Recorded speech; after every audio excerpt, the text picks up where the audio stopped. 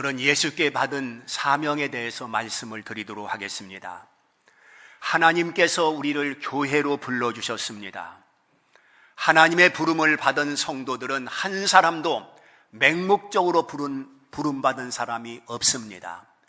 모두가 다 사명자로 하나님께서 불러주셨기 때문에 그렇습니다.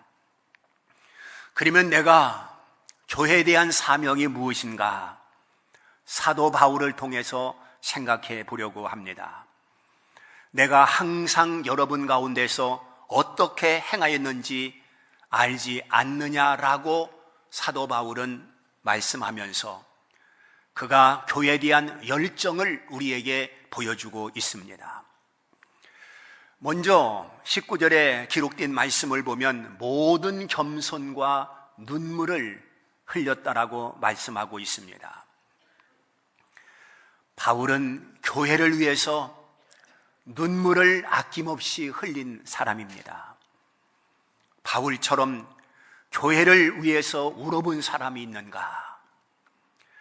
이 시대의 안타까움이 무엇이냐면 교회를 가슴에 품고 우는 사람이 없다는 점입니다. 교회는 주님께서 피로 값주고 사셨다라고 말씀하고 있습니다. 가정이 중요하지만 가정보다 교회가, 직장이 중요하지만 직장보다 교회가, 나라도 중요하지만 나라보다 교회가 더 가치가 있고 소중한 곳이라고 하는 것을 기억해야 됩니다. 왜 그러냐면 교회 하나가 세워지기 위해서 주님이 십자가에 달리셨고 피를 흘리셨고 죽으셨고 또한 부활하신 것입니다. 그래서 교회가 만들어졌고 그래서 교회가 세워진 것, 그래서 교회가 참으로 귀한 것입니다. 교회는 우리가 생각하는 대로 단순한 건물이 아닙니다. 교회는 건물 이상이라고 하는 것을 알아야 됩니다. 우리 예수님께서는 교회를 위해서 자기의 피까지 흘리면서 눈물까지 흘리면서 진액을 다 짜서 하나님의 교회를 세웠습니다. 베드로를 향해서 내 교회를 세우겠다고 말씀하고 있습니다. 요한복음 21장에 보게 되면 베드로에게 내 양을 먹이라, 내 양을 치라, 내 양을 먹이라 말씀했습니다. 교회의 중요성을 우리에게 알려주고 있는 것입니다. 그러므로 교회는 이 땅의 유일한 소망이라고 하는 것을 기억해야 됩니다. 우리나라의 평양이 한국의 예루살렘이라고 부른 적이 있었습니다. 그때는 남한의 경제보다도 북한의 경제가 훨씬 더 좋았다고 그럽니다. 그러나 유물주의, 공산 사상으로 말미암아 교회가 무너지고 교회가 사라지고 그때부터 경제도 정치도 자유도 인권도 다 암흑이 되어버렸습니다. 교회를 무너뜨리는 것은 바로 모든 것을 잃는 것입니다. 반대로 하나님의 교회를 세우는 것은 모든 것을 찾는 것이라고 하는 것으로 받아들일 수 있습니다. 왜냐하면 하나님께서는 교회를 통해서 복 주시기를 원하기 때문인 것입니다. 교회는 복의 통로인 줄 믿습니다. 오늘날 시대의 변천과 함께 교회가 영적으로 메말라져 가고 있습니다. 이런 안타까운 현실을 우리가 보면서 이제 바울과 같은 눈물이 필요한 때가 바로 오늘이라고 여겨지는 것입니다. 교회를 가슴에 품고 눈물로 기도하는 자를 하나님께서 지금 찾고 계십니다. 그런 사람을 하나님께서 보고 싶어 하십니다. 우리가 진정 교회를 사랑한다고 한다면 교회에 관심을 가지지 아니할 수 없습니다. 말세가 되면 히브리서 10장 25절 말씀을 보니까 모이기를 패한다고 말씀하고 있습니다. 교회가 무엇입니까? 성도들이 모일 때 그곳을 교회라고 부르고 있는 것입니다. 아무리 화려한 건물이 있고 아무리 잘 갖추어진 비품이 있다 할지라도 거기에 성도가 없다고 한다면 그것을 교회라고 부를 수가 없는 것입니다. 그러나 천막이라 할지라도 거기에 성도들이 모여 있다고 한다면 그것을 교회라고 부르는 것입니다. 교회는 모일 때 교회가 되는 것입니다. 그런데 말세가 되면 모이기를 패한다는 것입니다. 마귀가 성도들의 모임을 회방하는 것입니다. 바쁘게 만들고 분주하게 만들고 사건을 만들고 일을 만들고, 그래서 성도들이 모이는 것을 마귀가 회방하여 교회를 무너뜨리고 있습니다. 성도들이 다윗처럼 심상이 뜨들어 교회를 위해서 기도할 수 있다면 교회만 사는 것이 아니라 가정도 살고 나라도 산다고 하는 것을 기억해야 됩니다. 느헤미야 선지자가 회파된 성벽을 붙들고 눈물을 흘리며 애달피 여호와의 이름을 불렀던 것처럼, 또한 예수님께서 예루살렘 성을 바라보면서 눈물을 흘렸던 것처럼, 에레미야가 민족을 붙들고 눈물을 흘려 눈물의 선지자라고 하는 이름이 붙여졌던 것처럼, 오늘 이 시대에 울어야 할 사람이 에레미야가 아니고 또한 다윗이 아니라 바로 나요 우리라고 하는 것을 말씀하고 있는 것입니다. 우리는 하나님 앞에 주여 느헤미야의 눈물을 내게 주시옵소서, 에레미야의 눈물을 내게 주시옵소서, 하나님 앞에 기도하면서 눈물로 교회를 사랑할 수 있는, 눈물로 교회를 정말로 사랑할 수 있는 우리가 된다고 한다면, 아무리 약한 마귀가 교회를 무너뜨리려고 성도들이 모이는 것을 패하려고 애를 쓴다 할지라도 결코 그 교회는 무너질 수 없이 하나님의 영광을 드러낼 수 있는 하나님의 교회로 우뚝 설 수 있는 것은 분명하지 않겠습니까? 두 번째, 바울은 어떤 사명을 가지고 있었느냐? 19절 하반절에 보면 시험을 참고 주를 섬겼다라고 말씀하고 있습니다. 19절에 시험을 참고 주를 섬긴 것과 라고 말씀을 기록하고 있습니다. 교회를 섬기다 보면 시험이 따른다고 하는 것을 알려주고 있는 것입니다. 일을 더 많이 하려고 하면 할수록 시험이라고 하는 것이 따라다니는 것입니다. 교회 나온 지 10년 되고 20년 된다 할지라도 교회에 관심도 없고 교회 일에 대해서 전혀 관심이 없는 사람은 시험 들 것도 없습니다. 그러나 교회를 사랑해서, 하나님을 사랑해서 무엇인가 내가 봉사해야지, 교회를 섬겨야지, 충성해야지, 이런 마음을 가지고 봉사 대열에 서게 되면 반드시 시험이 있게 마련인 것입니다. 어떻게 보면 교회처럼 시험 들기 쉬운 곳도 없는 것입니다.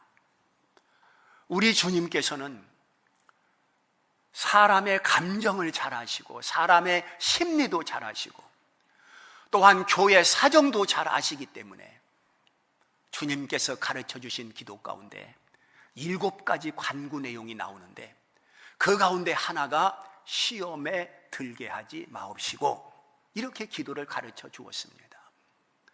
사람이 살다 보면 시험이 들기 때문에 시험에 들게 하지 마옵시고 이렇게 기도하고 있는 것입니다. 예수님도 시험을 받으셨습니다. 그러나 시험은 안 들었습니다.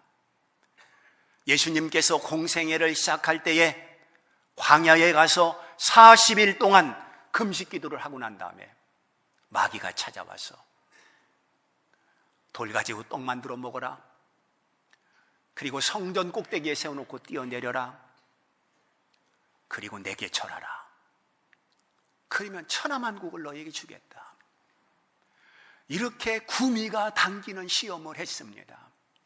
배고픈 예수님에게 먹을 것을 가지고 시험을 했습니다. 그러나 주님은 시험을 받았지만 시험에 들지는 아니했습니다. 그리고 예수님께서 마지막 십자가에 달리셨을 때 또 시험을 받으셨습니다. 네가 정말 하나님의 아들이거든 십자가에서 내려와 봐라. 하나님의 아들이거든 십자가에서 내려와 봐라. 엄청난 시험입니다. 그러나 주님은 시험에 들지는 아니했습니다.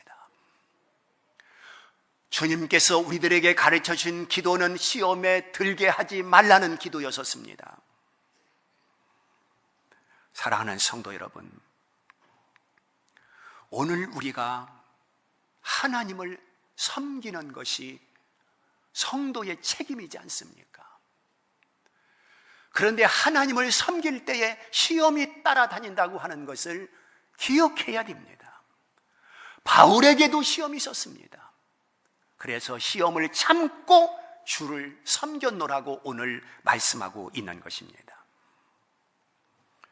시험을 참지 못하면 교회를 잘 섬길 수가 없는 것입니다. 그래서 내가 한번 충성을 해봐야 되겠다 결심을 합니다. 그리고 봉사 대열에 내가 합류하게 됩니다. 그런데 1년 가지 못해 6개월 가지 못해 중도 하차해버리고 그 봉사 대열에서 섬김 대열에서 이탈할 수밖에 없는 이유는 시험 때문에 그렇습니다. 일이 곧이어서가 아니고 일이 힘들어서가 아니고 시험 때문에 끝까지 하나님 앞에 결심한 것을 유지하지 못하는 것입니다.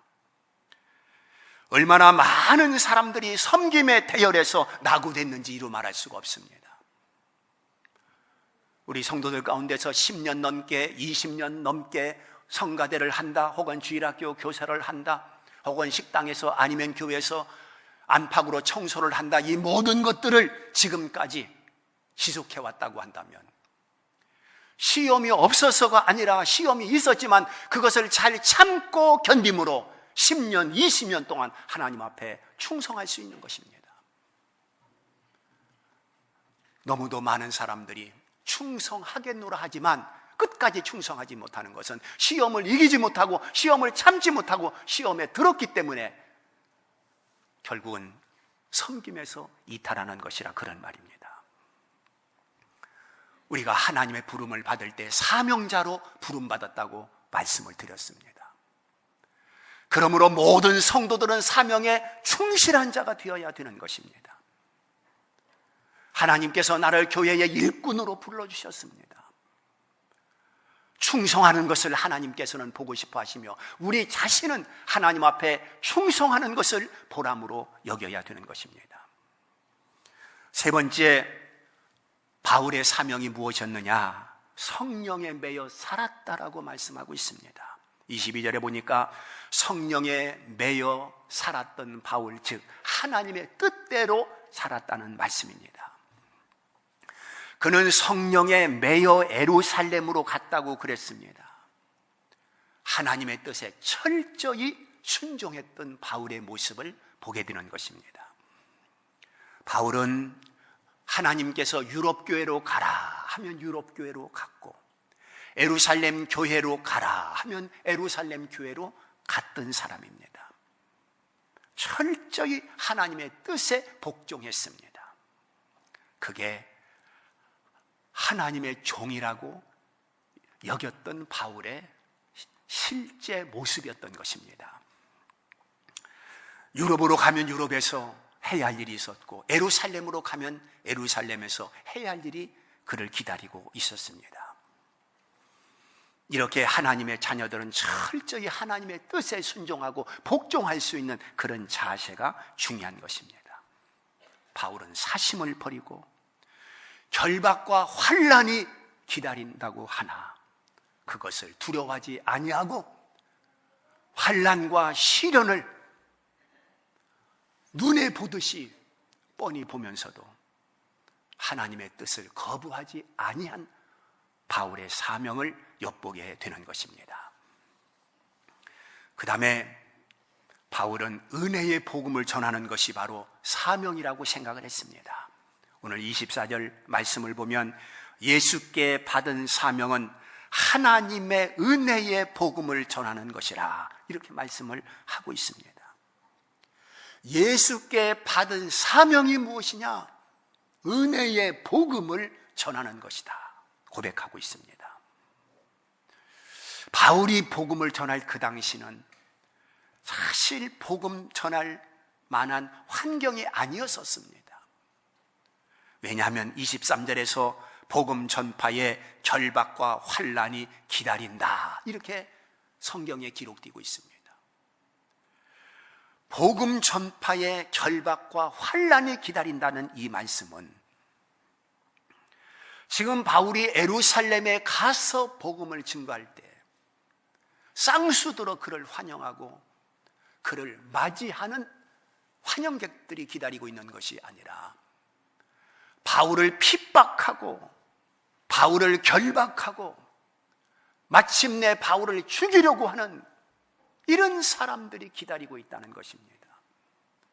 그것을 뻔히 알면서도 그들에게 복음을 증거하겠다고 여러분 찾아갈 수 있겠습니까? 그러나 바울은 가겠다는 것입니다. 또한 22절에 보니까 예루살렘으로 가는데 거기서 무슨 일을 당하는지 알지 못한다라고 기록하고 있습니다. 지금 예루살렘에 가면 무슨 일을 당하는지 나는 알 수 없다. 나를 잡아 감옥에 넣는지 아니면 나를 교수형 시킬는지 나는 알 수 없다. 그러나 하나님께서 가라 하면 가는 것이고 그 땅에 복음이 필요하다면 나는 복음 들고 기꺼이 그 땅에 가리라. 이런 뜨거운 사명을 바울은 가지고 있었던 것을 알 수 있습니다. 23절, 24절에 보면 바울은 결박과 환난이 기다리고 있으나 달려가겠다라고 말씀하고 있습니다. 여러분, 달려가겠다. 이것은 바울이 얼마나 복음에 불타고 있는가를 우리에게 보여주고 있는 것입니다. 예루살렘은 바울의 고국입니다. 그럼에도 환영인파가 그를 기다리고 있지 않습니다. 그들을 기다리는 것은 환난입니다. 박해입니다. 감옥입니다. 그래도 바울은 가야 했습니다. 왜 그렇습니까? 바로 내 형제, 내 가족, 내 동포가 거기에 살고 있기 때문에 그렇습니다. 그들을 구원하기 위해서는 환난을 두려워하지 아니하고 그 한 영혼을 사랑하기 위해서는 박해를 두려워하지 아니했던 바울을 우리에게 보여주고 있는 것입니다. 바울은 국경 없는 전도를 한 사람입니다. 그런데 먼저 골육과 친척의 구원을 간절히 원했던 사람입니다. 로마서 9장 3절 말씀을 보게 되면 나의 형제 곧 골육의 친척을 위하여 내 자신이 저주를 받아 그리스도에게서 끊어질지라도 내가 원하는 바라고 말씀하고 있습니다. 이건 보통 이런 말 할 수 없습니다.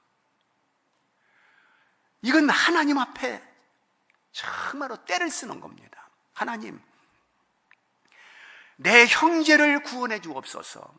내 골육을 구원해 주옵소서. 내 친척을 구원해 주옵소서. 그들을 구원해 준다면 나는 그리스도에게서 제유되어서 좋겠습니다. 나는 저주를 받아도 좋겠습니다. 하나님께서 그들을 구원해 준다면 나를 제유시켜도 좋겠습니다. 이게 얼마나 하나님 앞에 때를 쓰는 겁니까?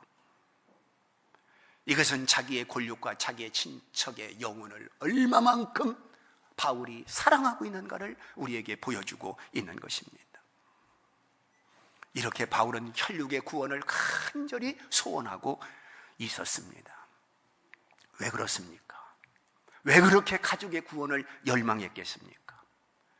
바울은 지옥의 멸망과 천국의 영생을 분명하게 믿고 있었기 때문에, 지옥의 고통과 천국의 그 영광을 분명히 믿고 있었기 때문에 바울은 먼저 가까운 자기 혈족들의 구원을 그토록 간절히 원할 수밖에 없었던 것입니다. 바울은 가족 구원과 함께 민족의 구원에 대해서도 크게 관심을 가졌던 사람입니다.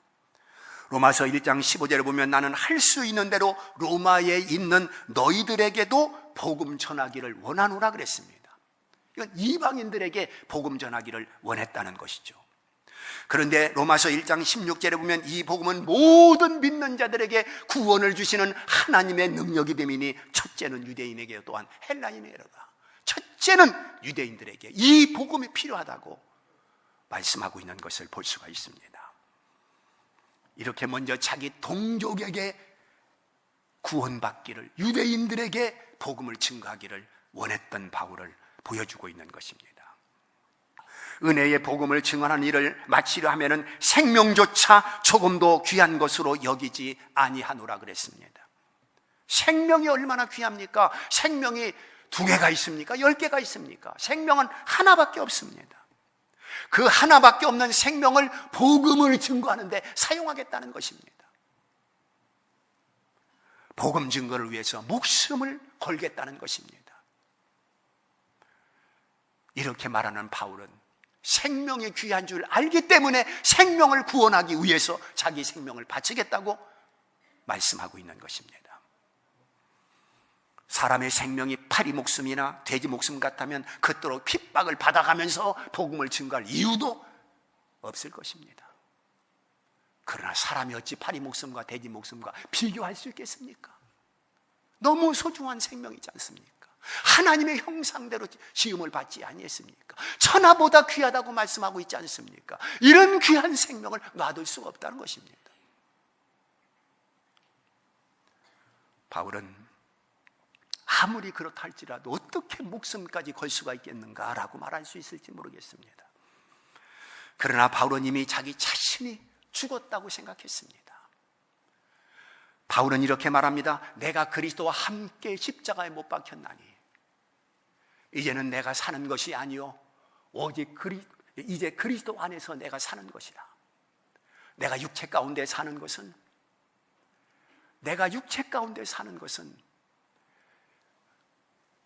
우리를 사랑하고 우리를 위해서 이제 죽으신 예수 그리스도 안에서 사는 것이라고 그는 고백을 하면서 오로지 복음을 증거했던 것을 우리에게 보여주고 있습니다. 사랑하는 성도 여러분, 바울에게 있어서 죽느냐 사느냐, 잘 사느냐 못 사느냐, 그건 그렇게 중요한 문제가 아니었었습니다. 복음이 전파되느냐 복음이 전파되지 않느냐, 이것이 바울에게 있어서는 중대한 문제였습니다. 그는 예수 사명을 위해서 사는 것이 자기의 삶이라고 생각을 했습니다.